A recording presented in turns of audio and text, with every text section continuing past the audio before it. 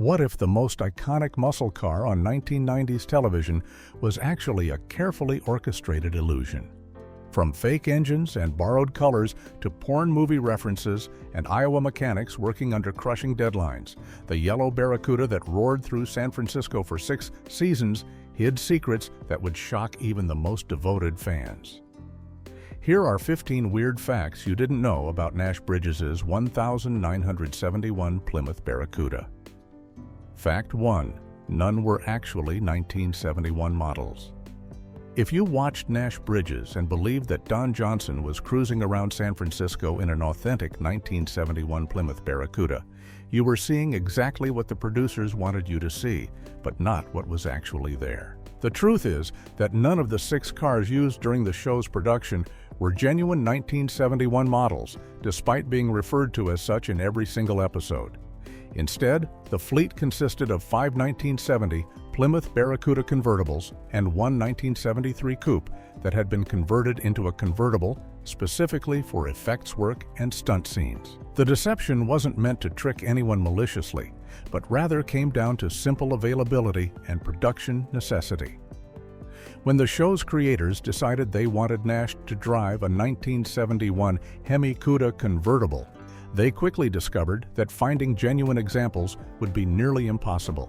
The 1971 model featured a distinctive quad headlamp front end with a scalloped grille that looked more aggressive and outrageous compared to the dual headlamp setup on the 1970 models, and this specific look was exactly what Don Johnson and the producers wanted for the character. Since authentic 1971 convertibles were incredibly rare, and the production needed multiple identical cars for different types of filming, the only practical solution was to source easier-to-find 1970 models and convert them. This meant swapping out the entire front ends, including the dual headlamp configuration for the quad lamp 1971 grills, replacing the rear ends because of different tail light designs between model years, and changing the plain 1970 front fenders for 1971 versions that featured the distinctive fishgill vents behind the wheel arches. The transformation was so convincing that most viewers never noticed they were watching elaborately modified cars pretending to be something rarer. Fact 2. Not a single Hemi under any hood. Throughout the entire run of Nash Bridges, the car was consistently referred to as a Hemi Cuda, which would suggest it was powered by the legendary 426 cubic inch Hemi engine that made these muscle cars so valuable and desirable. However, despite all the references to the Hemi name and the car's reputation as one of the most powerful vehicles of its era, not a single one of the 6 production cars actually had a genuine Hemi engine under the hood during filming. Instead, the cars were equipped with a variety of different motors that ranged from the modest 318 cubic inch V8 all the way up to the 440 cubic inch engines, with some cars even using new Mopar Performance crate motors to ensure reliability during the demanding production schedule. The reason for this engine deception was partly practical and partly financial. Genuine Hemi engines were extremely rare, expensive, and valuable even back in the 1990s when the show was being filmed, and putting real Hemis in multiple stunt cars that would be subjected to hard driving, potential crashes, and constant wear would have been an enormous waste of resources. The production team knew that viewers at home wouldn't be able to tell the difference between a Hemi and a 440 just by watching the car drive down the street. And the distinctive shaker hood scoop that was mounted on top helped sell the illusion that these were genuine high-performance Hemi-powered machines. Of the 6 cars, 2 were equipped with 4-speed manual transmissions, while 4 had automatic transmissions, and the mix of 318s, 340s, and 440 engines meant the production always had backup vehicles ready whenever they needed to film driving scenes around San Francisco. Fact 3. A 1973 coupe was chopped into a convertible. Among the 6 cars used in the Nash Bridges production, one stood out as perhaps the most radical transformation of them all, and that was a 1973 Plymouth Barracuda coupe that had been completely converted into a convertible specifically to serve as the effects and stunt car, for the most dangerous and demanding action sequences. This particular vehicle, often referred to as the FX car in production documents, was essentially a Franken-Cuda that underwent major surgery to remove its fixed roof and create an open-top design that would match the other convertibles in the fleet. The decision to convert a coupe into a convertible might seem extreme, but it made perfect sense from a production standpoint when you consider what this car was built to endure. While the other 5 cars were genuine factory convertibles that had started life as open-top vehicles, the FX car was specifically designated for the roughest treatment imaginable during filming, including high-speed chases, jumps, crashes, and any scenes where the car might sustain damage. By using a coupe as the base, the production team could source a less expensive and more readily available vehicle, then modify it to look identical to the hero cars that Don Johnson would be seen driving in close-up shots. The conversion process required significant structural work to remove the roof and reinforce the body to handle the stress of stunt driving without the added rigidity that a fixed roof provides. This FX Cuda had to be able to match the appearance of the other cars on screen while also being tough enough to survive the punishment of action sequences, which meant it was built more for durability and function than for authenticity or collector value, making it the workhorse of the Nash Bridges fleet. Fact 4. The paint color has porn movie origins. The bright yellow paint that became synonymous with Nash Bridges and his iconic Barracuda has a surprisingly risque backstory that most family viewers would never have suspected. Plymouth's factory color option, called Curious Yellow, which was part of their high-impact color lineup in 1971, was allegedly named as a cheeky allusion to the 1967 Swedish film I Am Curious Yellow, which had caused enormous controversy in the United States for its explicit content and had been banned in several states before a highly publicized court case finally allowed it to be shown in American theaters. The film became a cultural phenomenon in the late 1960s, not because of its artistic merits, but because it featured content that was considered extremely shocking for mainstream cinema at that time. And the title became so well known that Plymouth's marketing team apparently decided to reference it when naming one of their most attention-grabbing paint colors. This was during the golden age of muscle cars when manufacturers were trying to outdo each other with increasingly outrageous names and colors, and Plymouth's high-impact palette included other boldly named options like Moulin Rouge, Sassy Grass Green, and Vitamin C Orange. But Curious Yellow stood out as particularly audacious given its connection to controversial adult entertainment. The irony of this naming choice is that decades later, this same color would end up on one of the most family-friendly police procedural shows on network television, where it became instantly recognizable to millions of viewers who had no idea they were watching a car painted in a shade that originally referenced a banned erotic film. The fact that Nash Bridges aired during prime time on CBS and was marketed as wholesome entertainment makes the hidden origins of that sunny yellow paint job all the more amusing. Fact 5.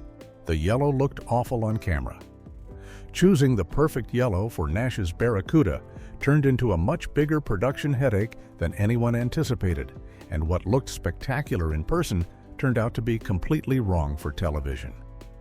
Don Johnson had fallen in love with a 1971 Plymouth Hemi Cuda convertible he saw in a magazine advertisement that was painted in lemon twist, one of Plymouth's high-impact colors that he felt perfectly represented the golden age of American muscle cars. The color was bold, vibrant, and eye-catching in print, so the production team went ahead and had the first batch of cars painted in that exact factory shade, confident they had made the right choice. However, when the cars were transported to San Francisco for filming the promotional footage and the crew watched the dailies back at the production office in Burbank, everyone immediately realized they had a serious problem. The lemon twist yellow that looked so stunning in person and in magazine photos appeared completely washed out and oxidized on film, as if the cars were old and faded rather than fresh and vibrant. The production assistant who had been liaising with the paint shop recalled watching the test footage with Don Johnson and the producers, and the disappointment in the room was obvious because the color simply didn't translate well under the film lights and camera equipment they were using. The team quickly pivoted to Curious Yellow, a deeper shade that they hoped would have better on-screen presence, but even that factory color didn't quite work the way they wanted. In the end, the production abandoned Plymouth's factory colors entirely and went with a custom, off-the-shelf color from Sherwin-Williams paint distributor that was specifically chosen because it looked right under the filming conditions, even though it bore the Curious Yellow name for reference purposes throughout the show's run. Fact 6. Don Johnson wanted a GTO judge. Instead, before the Plymouth Barracuda became forever associated with Nash Bridges, Don Johnson had his heart set on a completely different muscle car for his character, and that was the Pontiac GTO Judge, with its distinctive styling and reputation as one of the most iconic performance cars of the early 1970s.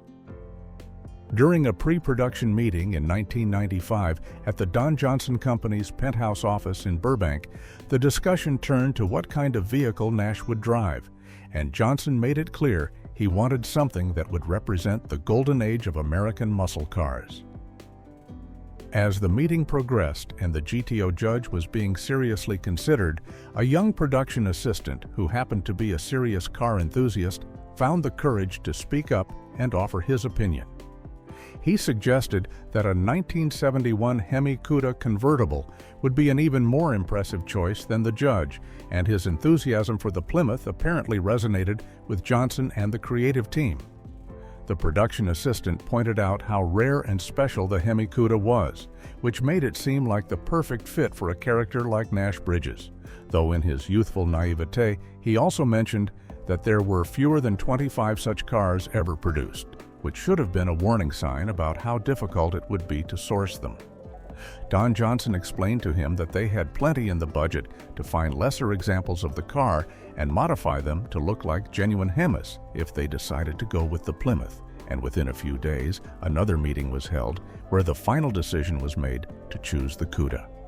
The irony is that the enthusiastic production assistant who championed the Hemi Cuda had no idea he was setting in motion a chain of events that would require faking nearly everything about the cars. Fact 7. Built under extreme time pressure by an Iowa specialist.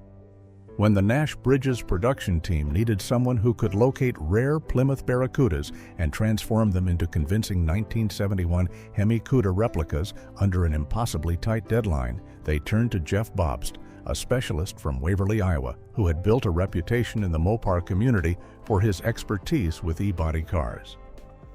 Bobst was brought in from Iowa to California specifically for this project, and he was given what seemed like an almost impossible task: find 3 identical convertibles and have them camera-ready in just 1 month so they could be used for filming the conceptual promotional footage that the network needed to see.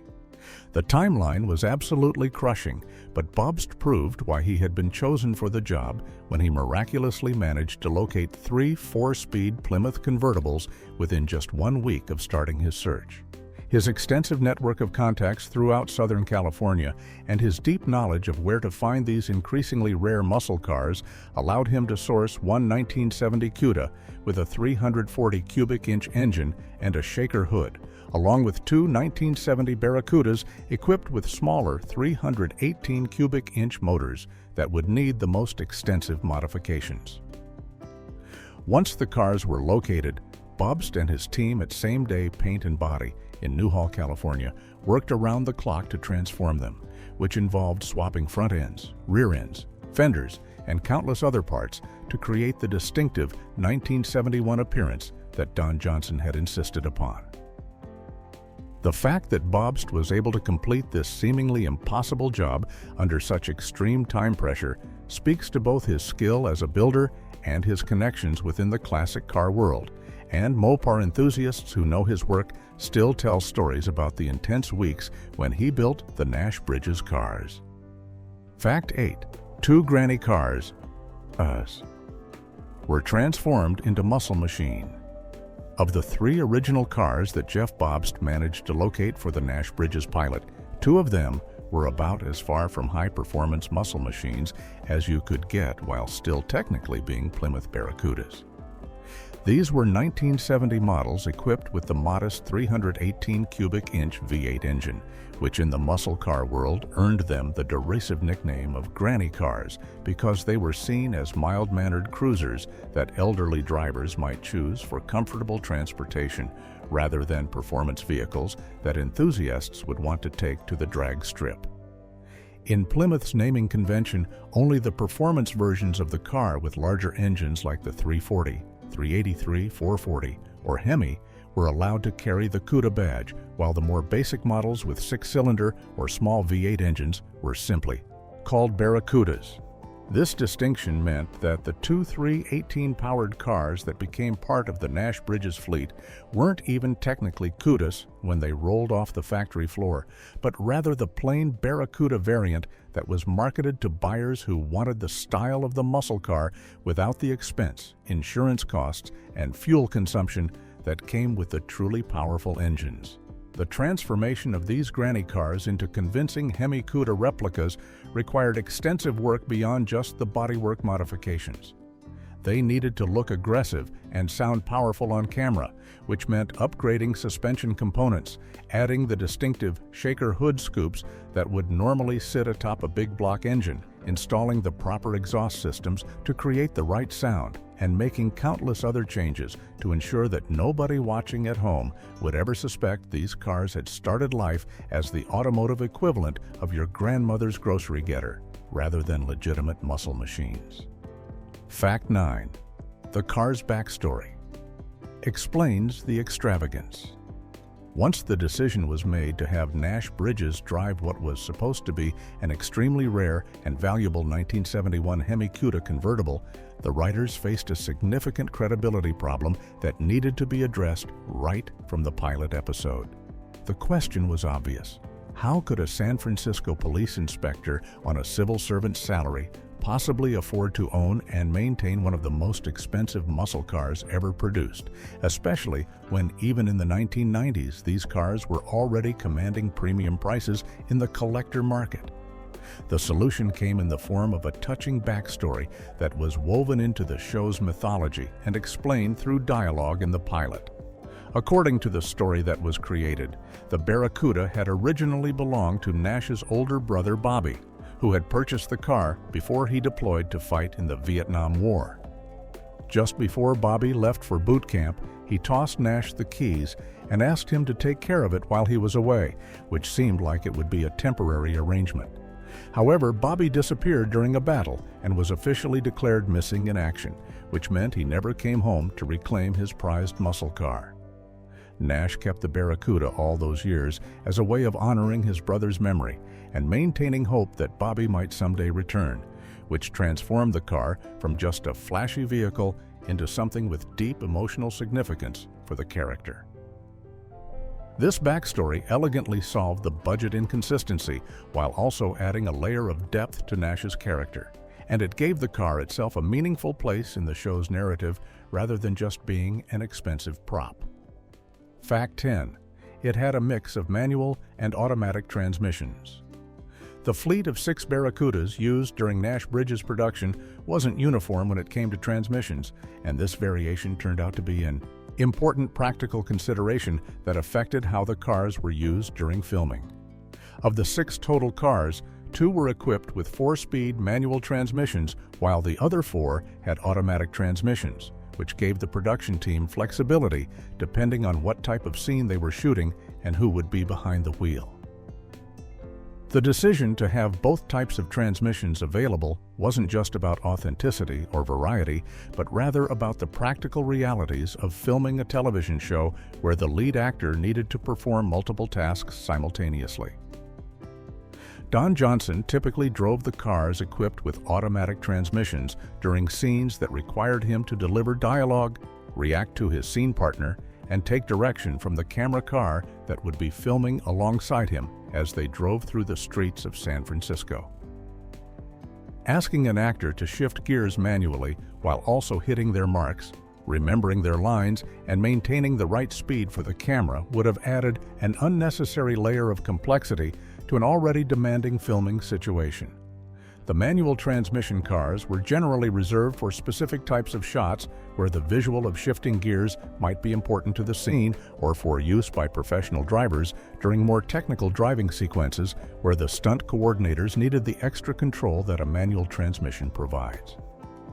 One of the cars that Don Johnson kept for himself after the show ended was actually the 340 cubic inch model that had originally been equipped with an automatic transmission, though at some point in its history it had been converted back to a 4-speed manual before being converted again to automatic for the show's production needs.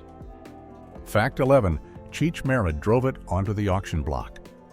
When Don Johnson decided to sell his personal Nash Bridges Barracuda at the 32nd Annual Barrett-Jackson Classic Car Auction in Scottsdale, Arizona, in January of 2003, he understood that the presentation would be just as important as the car itself.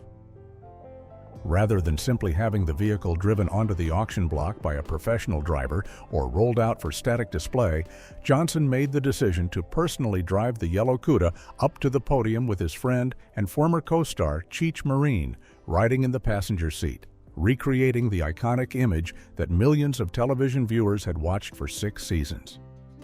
The appearance of both actors together created an immediate buzz in the auction tent, and their natural chemistry and playful banter with the crowd helped generate the kind of excitement and competitive bidding energy that auction houses dream about.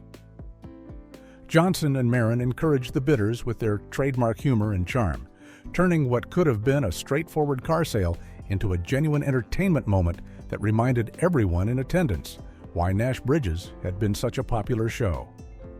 The strategy worked brilliantly as the final hammer price came in at $148,500, which was roughly 3 times what the car would have been worth based purely on its mechanical specifications and condition without the celebrity connection. For context, this was a 1970 Plymouth Cuda convertible with a 340 cubic inch engine that had been modified to look like a 71, so without the Nash Bridges provenance, it might have realistically sold for somewhere in the $40,000 to $50,000 range at that time, making the premium paid for the television history absolutely substantial. Fact 12. San Francisco motorcycle cops were always in the background. Sharp-eyed viewers who watched Nash Bridges carefully over the years started to notice something curious about the driving scenes that featured Don Johnson and Cheech Marin cruising through the streets of San Francisco in that distinctive yellow Barracuda. Nash and Joe seemed to have an almost supernatural ability to drive through the city without ever hitting a red light or getting stuck in the notoriously heavy traffic that anyone who has actually visited San Francisco knows is a constant reality of navigating those streets during the daytime hours when most of the filming took place. The secret to this seemingly impossible feat became visible if you paid close attention to the background of these driving scenes, where you could often spot real San Francisco Police Department motorcycle officers positioned at major intersections throughout the city. These officers were there specifically to hold back regular traffic and prevent civilian vehicles from entering the frame while the production cameras were rolling, which allowed the actors to drive smoothly through intersections without stopping, and gave the show that continuous flow of movement that made the driving scenes feel dynamic and exciting rather than stop and go like actual city driving would be. This kind of traffic control is standard practice for any major film or television production that shoots on public streets. But what made it particularly noticeable in Nash Bridges was the sheer volume of driving scenes that were featured in almost every single episode. The show employed several hundred local workers throughout its run and had established strong relationships with city officials and the actual SFPD, which made it possible to coordinate these complex traffic control operations on a regular basis and ensure that Nash's iconic yellow Cuda could always cruise freely through San Francisco. Fact 13. 1 car later, got a real Hemi installed. The car that fans and collectors refer to as Nash Bridges number 1, which was the primary hero car used for close-up shots and glamour photography during the show's production, had an interesting journey after the series ended in 2001. This particular car had originally been equipped with a 440 cubic inch six-pack engine during filming, which was a powerful motor in its own right, but still wasn't the legendary Hemi that the car had pretended to be for 6 seasons on television. After Nash Bridges Productions held onto the car for a few years following the show's cancellation, it eventually changed hands and underwent a comprehensive restoration in 2006 that would finally give it the engine it had always claimed to have. During this meticulous restoration process, the new owner made the decision to install an actual 426 cubic inch Hemi V8 crate engine that produced 425 horsepower, which transformed the car from a fake Hemi Cuda into a legitimate one, at least in terms of the power plant under the hood. This engine swap was somewhat controversial among purists, with some arguing that the car should have kept its original 440 motor as part of its authentic Nash Bridges history, while others felt that installing a real Hemi finally made the car live up to the name it had carried throughout its television career. The restored car, with its genuine Hemi engine, appeared for sale on eBay Motors in June of 2012, with an asking price that reflected both its television provenance and its newly authentic Hemi power, though the substantial price tag proved that not everyone agreed about whether the engine swap had increased or decreased the car's historical value. Fact 14. The car was found in Canada. The car that Don Johnson personally kept after Nash Bridges ended its run and later sold at the Barrett-Jackson auction had an interesting origin story that took the search for suitable Barracudas beyond American borders. This particular vehicle, which became the third car to be converted for the show, was actually one of only 64 Plymouth Cuda convertibles that had been specifically built for the Canadian market in 1970, making it a relatively rare variant even before it became famous on television. The Canadian market car came equipped with a 340 cubic inch engine and an automatic transmission from the factory, which made it a mid-level performance model rather than either a basic transportation car or a top-tier muscle machine. Don Johnson himself was reportedly involved in locating this specific car in Canada, and once it was found, it was brought down to California, where it underwent the same extensive conversion process as the other vehicles to transform it from a 1970 model into a convincing replica of the much rarer 1971 Hemi Cuda. Interestingly, at some point in the car's history before it became part of the Nash Bridges fleet, a previous owner had already performed some restoration work and had converted the transmission from its original automatic to a 4-speed manual, though this modification was later reversed and the car was converted back to an automatic transmission for filming purposes, since that's what Don Johnson preferred to drive during scenes that required him to act while driving. The fact that this car had traveled from Canada to become one of the most recognizable television vehicles of the 1990s adds another layer to the complex history of the Nash Bridges Barracudas. Fact 15. Only 7 to 10 real ones ever existed. The fundamental reason behind all the modifications, conversions, and careful deceptions that went into creating the Nash Bridges Barracuda fleet comes down to one staggering statistic about automotive rarity. Plymouth only built somewhere between 7 and 10 genuine 1971 Hemi Cuda convertibles during that model year, making them among the most uncommon production muscle cars ever manufactured by any American automaker. To put that number in perspective, there are numerous exotic supercars and limited edition vehicles that were produced in far greater quantities. Yet the 1971 Hemi Cuda convertible was so rare that finding even a single example available for purchase would have been extraordinarily difficult in the mid-1990s when Nash Bridges was being developed. The extreme scarcity was the result of multiple factors converging at exactly the wrong time for Plymouth's performance division. By 1971, insurance companies had begun charging prohibitively expensive premiums for high-performance vehicles. Environmental regulations were becoming stricter, and the muscle car market was already beginning its decline from the peak years of the late 1960s. The combination of low demand, high costs, and regulatory pressure meant that very few buyers were willing or able to special order a Hemi-powered convertible, which explains why Plymouth built so few of them. Even if the Nash Bridges production team had somehow managed to locate one of these incredibly rare genuine examples, they would have faced the impossible task of finding several more identical cars for stunt work, backup vehicles, and different types of filming scenarios. The astronomical value of these cars, even back in the 1990s, would have made it financially insane to subject them to the wear and tear of television production, which is why creating convincing replicas wasn't just the practical choice, but really the only viable option. Only viable option. Only viable option. Only viable option.